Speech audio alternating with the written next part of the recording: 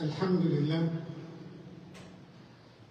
لله الذي هدانا لهذا وما كنا لنهتدي لولا أن هدانا الله وأشهد أن لا إله إلا الله وحده لا شريك له له الملك وله الحمد يحيي ويميت وهو على كل شيء قدير وأشهد أن سيدنا وإمامنا وقائدنا وحبيبنا رسول الله محمد صلوات ربي وسلامه عليك سيدي أبا القاسم يا رسول الله جعلت حياتك للنعيم ربيعا ومشى بشيرك في النهار مذيعا الله أكبر حين بشر قائلا وهب الإله إلى الأنام شفيعا اللهم صل وسلم وبارك عليه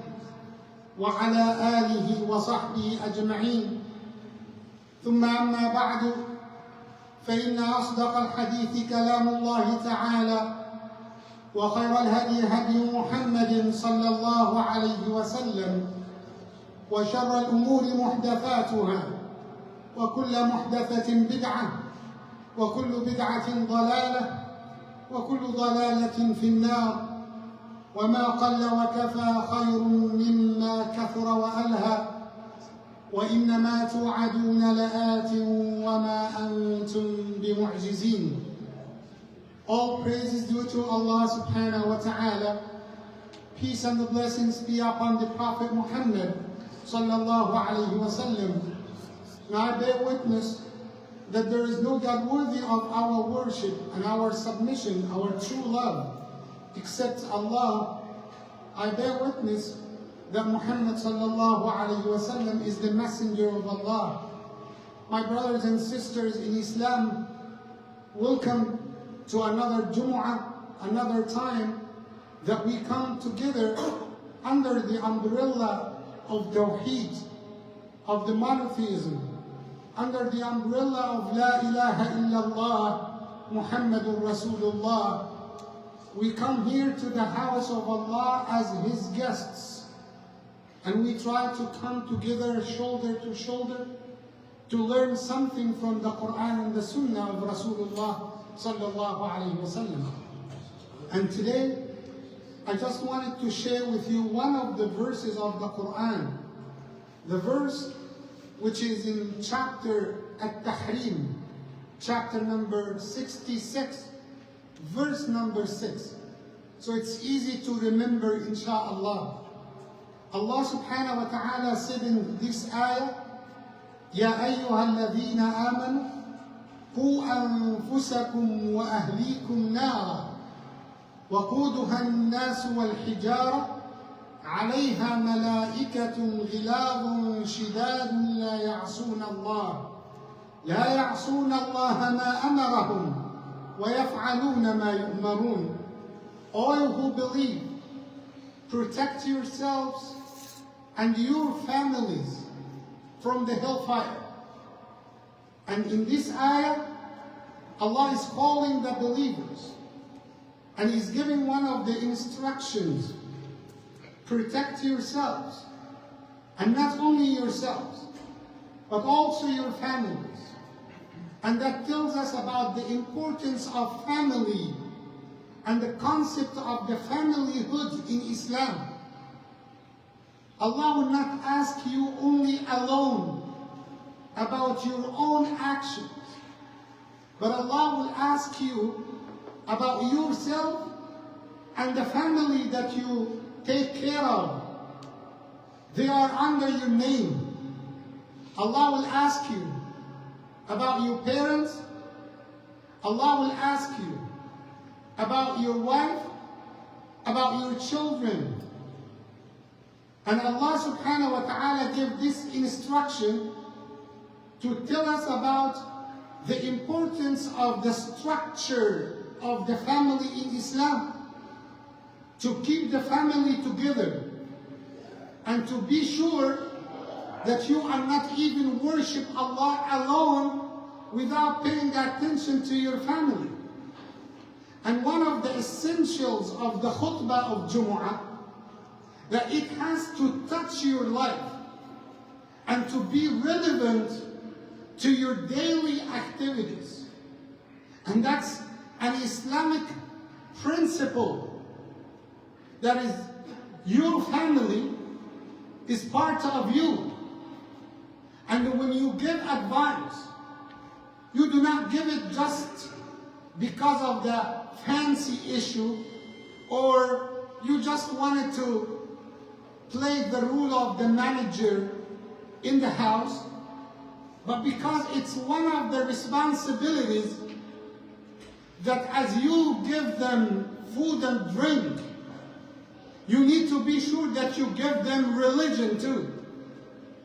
So teaching your children, teaching your wife, is not the responsibility of the imams only, but it's your responsibility. As you check on the assignments, the exams, the attendance of the school for your children, you need to put first their relationship with Allah. Because one of the questions that you need to prepare an answer for on the Day of Judgment, that Allah will ask you about your children. How did you raise them up? Did you ask them about Salah? Are you asking them about the relationship with Allah?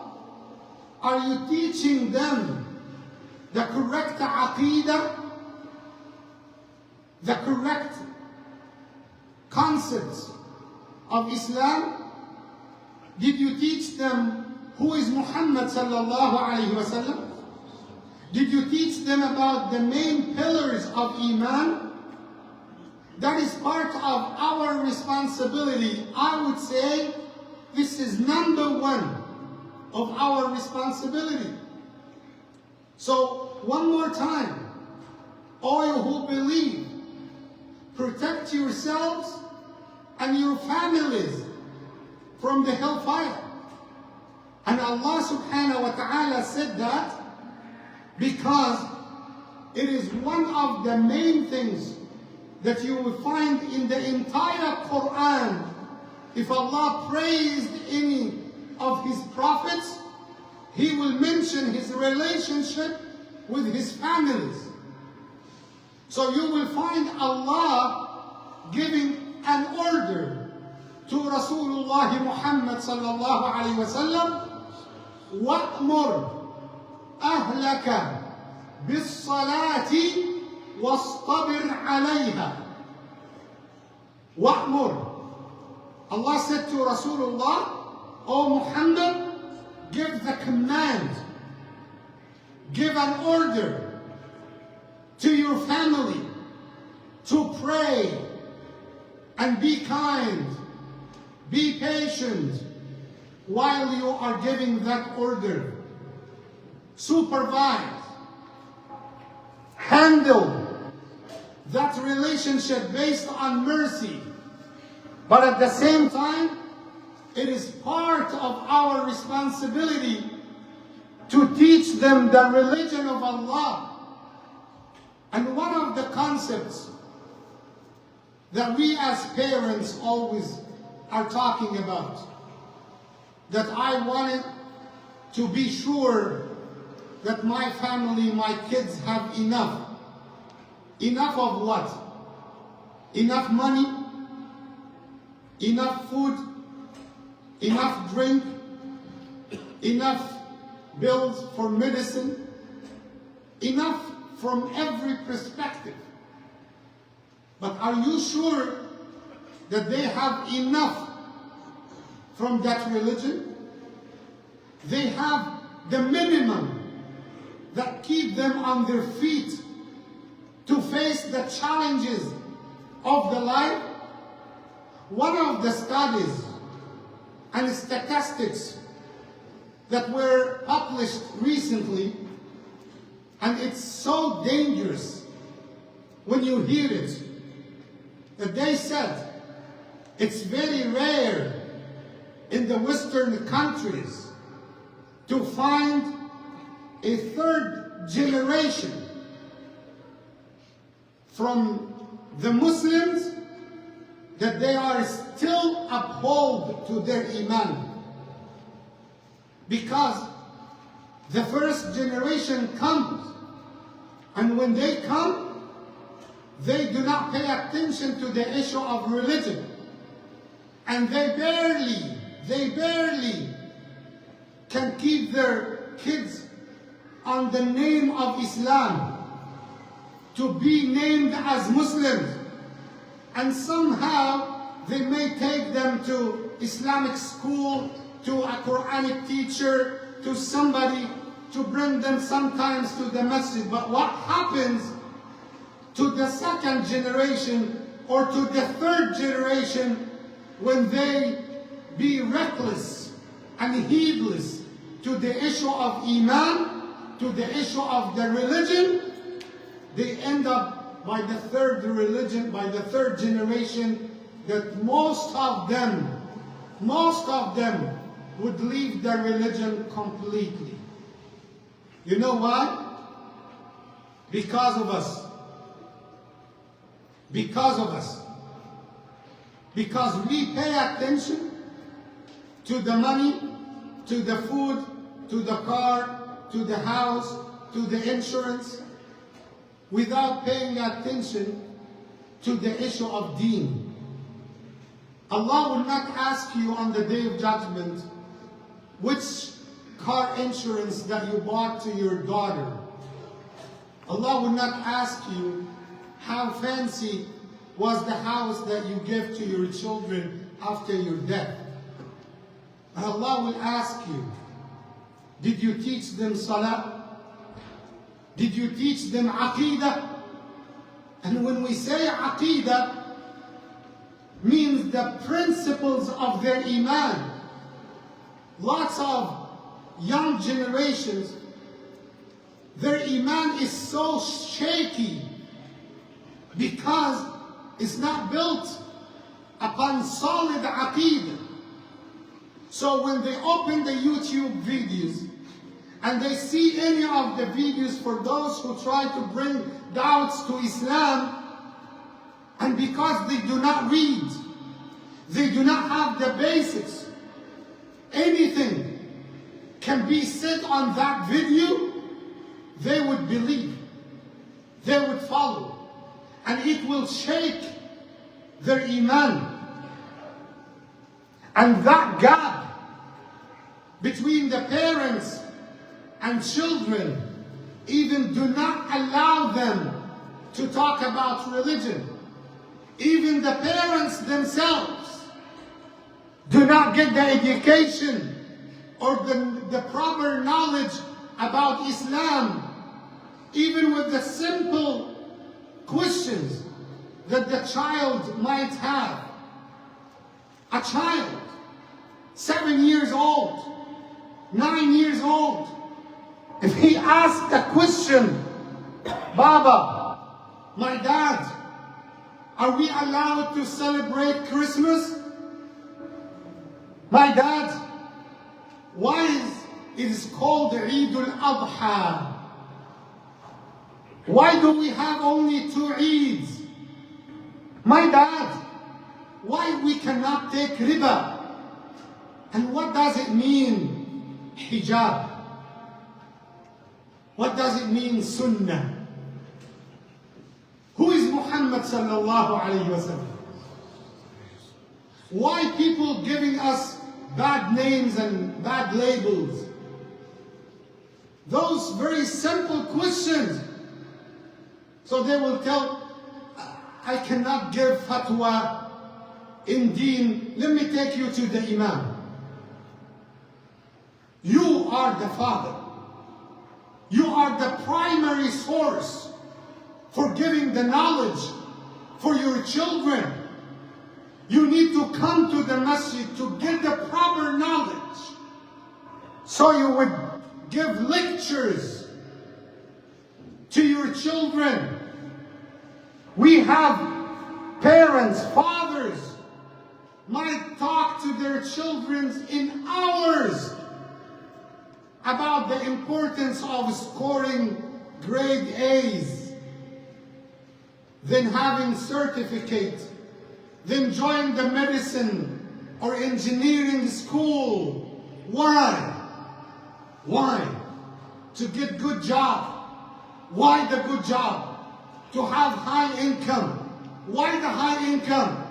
To live well in the United States. So you secure your life. So what about the hereafter? So we planted in their hearts from a young age that the dunya is better than the hereafter. The dunya has more priority than the hereafter. And you know what? When you have time, you might go to Sunday school just to eat pizza and to play sometimes with your colleagues. That's it. So he goes to the masjid, Sunday school for 2-3 hours. And that's it. That's it. Till he reached to 12, 13 years old, and that's it. And then what? Eventually, he loses his attachment to his religion. Then at that age, he would be attacked with lots of waves of misinformation, misrepresentations, misinterpretations about Islam, and that will doubt his Iman. Then he will end up leaving Islam altogether. Then the same father would cry, I lost my son. He is not religious. He is not Muslim anymore. That's why I decided today to share with you that topic. It's one of the important topics that we might face in the Western countries. It's about our responsibility. Our responsibility is to teach them what is deen is about.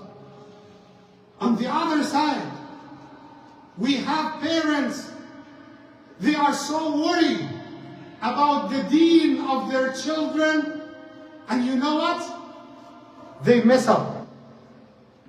The way that they deliver, the way that they teach their children, they are so extreme with their children to the point that they make them to hate religion. Then he ends up beating up his child, and he makes him to hate religion. Then the child reacts by lying. Did you pray? Yes.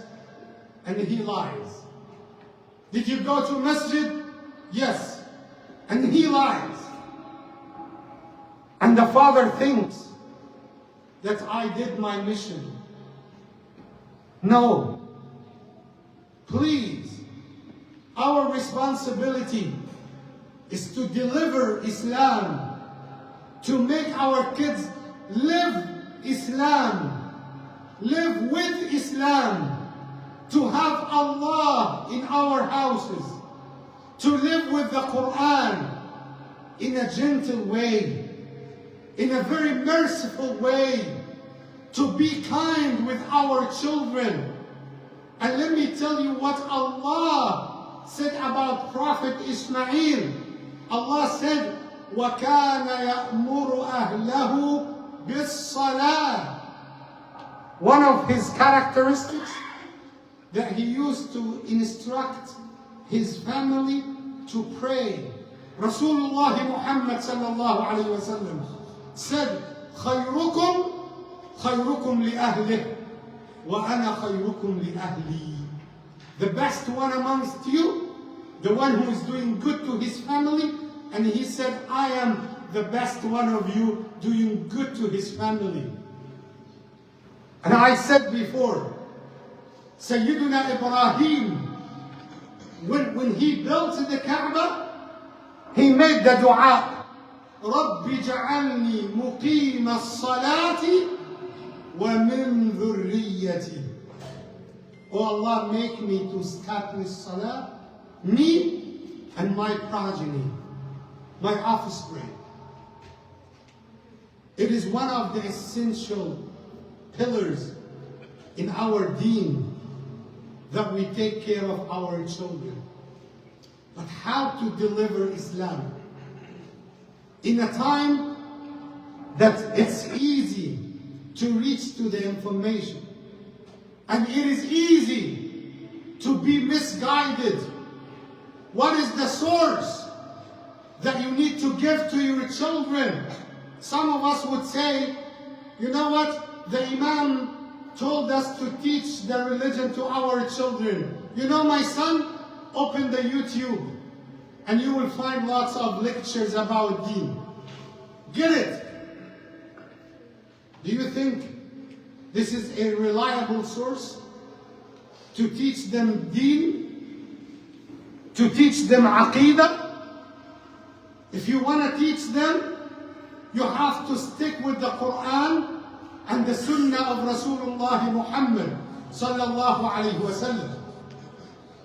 And you have to know this, that you will not be asked about yourself only.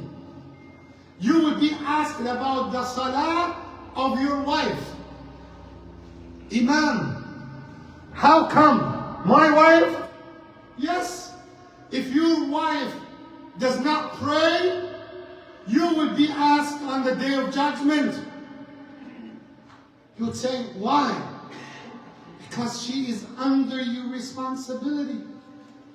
Do you think under your responsibility for food and drink and medicine and shelter and housing and clothing, with everything except the deen of Allah?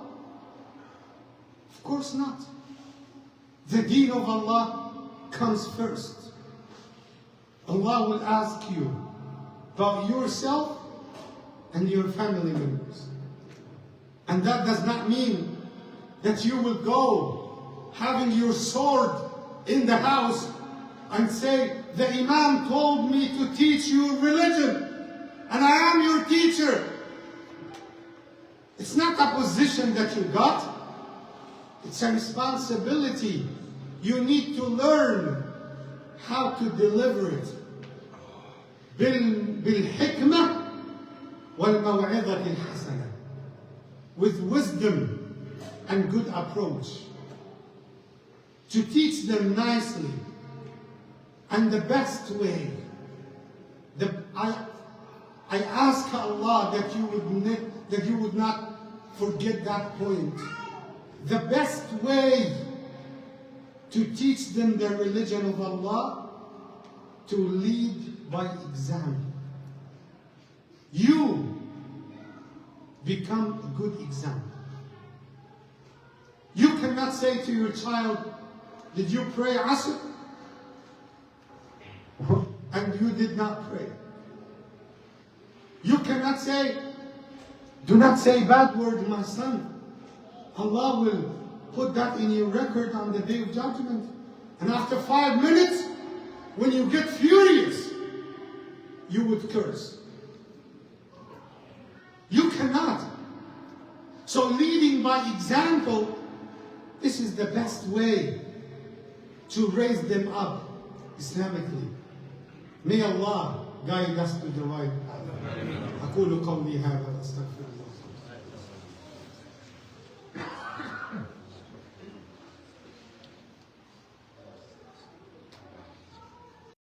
Ourselves and our children from the hellfire, you need to know that taking your children and family members with you to Jannah, this is one of the best of the goals that we need to work on in this dunya. Lots of people would dream in this dunya to take their children to be with them in the Bahamas, to Niagara Falls, to certain places, to visit, so they can enjoy their vacation together as family. So what about Jannah? What about Jannah? And lots of people would claim that I love my children, I love my family, I love my wife. But are you sure that you taught them the religion so they can be with you in Jannah and you do not miss them in Jannah? Can you imagine that you entered Jannah and you discovered that one of your children is not with you in Jannah? Why? He didn't do well.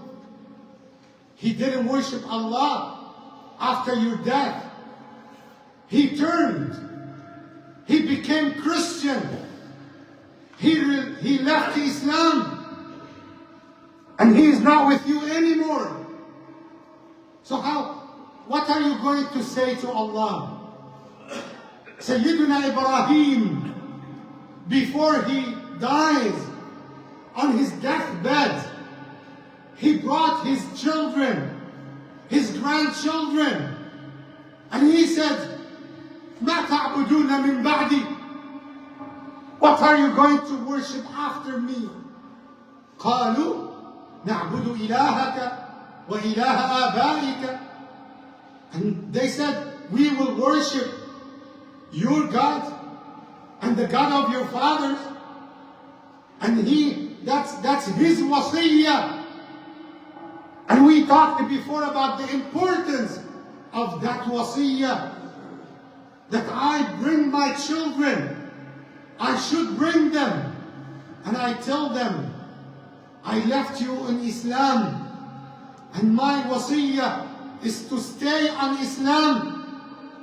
And not only this, before you speak to your wife about being good wife, to cook well, to listen to you, to be romantic, or to be a good wife, you need to tell her, before even cooking food, before even going to work, did you pray Fajr?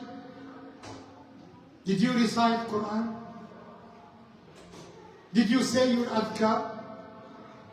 You know what Rasulullah sallallahu alaihi wasallam said? He said, may Allah have mercy on a husband that he woke up at night and looked at his wife and she still sleeps.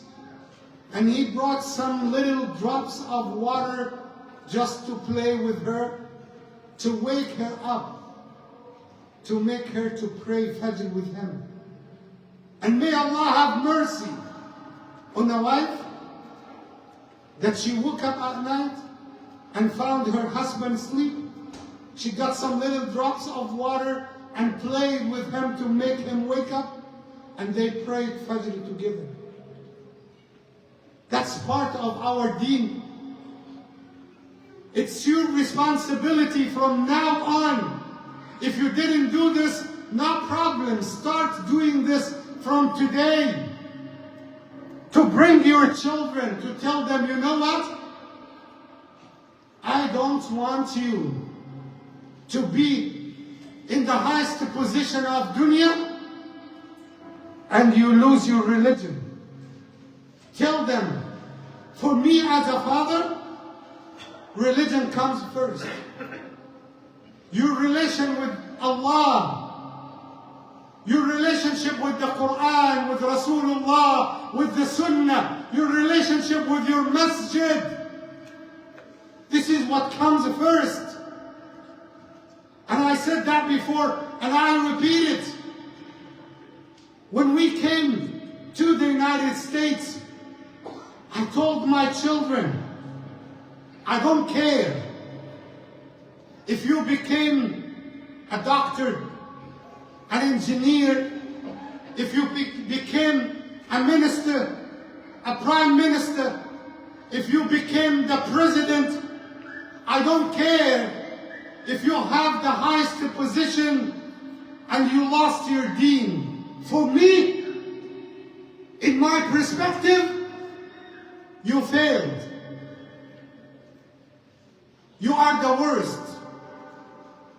But if you have your deen and you achieved your goal by having the proper certificate, the proper education, I am the happiest.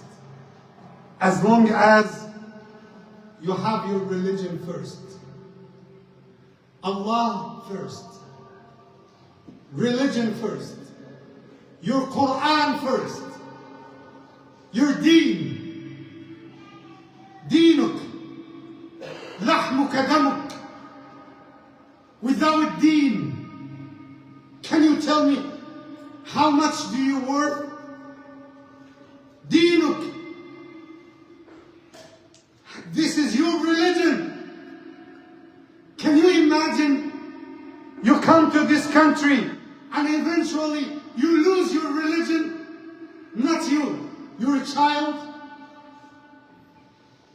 And the worst thing that begins that cycle, that the young generations, because they want to fit in the society, they neglect their identity. They try to hide that they are Muslims. They don't say, even if you have a child, his name is Ahmed, his name is Khalid, he would give himself, I am Alex. If he is Muhammad, I am Mu. So why? Because he doesn't want to be identified as Muslim. And he cannot say it is haram to have a girlfriend. It's haram to have a boyfriend. Otherwise, they will bully him. They will tell him how come, and he will not be able to fit in the society. I wanted you to strengthen your child. Tell him, do not be afraid to declare that you are a Muslim. Be proud of your Islam. Be proud of your deen. Be proud of your relationship with Allah. Our children in a war, in a battle, against shaitan, against temptations, against the bad ideas, everything around them is against them, against their steadfastness on that deen. So your mission is to be in your back, in their backs, helping, supporting, pushing, giving knowledge, make them firm on their deen, not to leave them to the open, not to leave them to the society, and then when they got break, then you blame them. We have lots of responsibilities, and I want you to have this sign in your house, your religion first. Allah first. Islam first. And be proud of being Muslim. May Allah keep our children steadfast on the deen. And may Allah subhanahu wa ta'ala keep us steadfast on His deen. May Allah guide us to the right path. May Allah protect our family members. May Allah enable us to fulfill this mission. And may Allah enable us to worship Him, to remember Him, and to be grateful to Him. Allahumma ameen. اللهم اغفر لنا ذنوبنا وإسرافنا في أمرنا وثبت أقدامنا. اللهم توفنا مسلمين وألحقنا بالصالحين واحشرنا يا ربنا في زمرة خير المرسلين. أقول قولي هذا وأستغفر الله لي ولكم وأقيم الصلاة.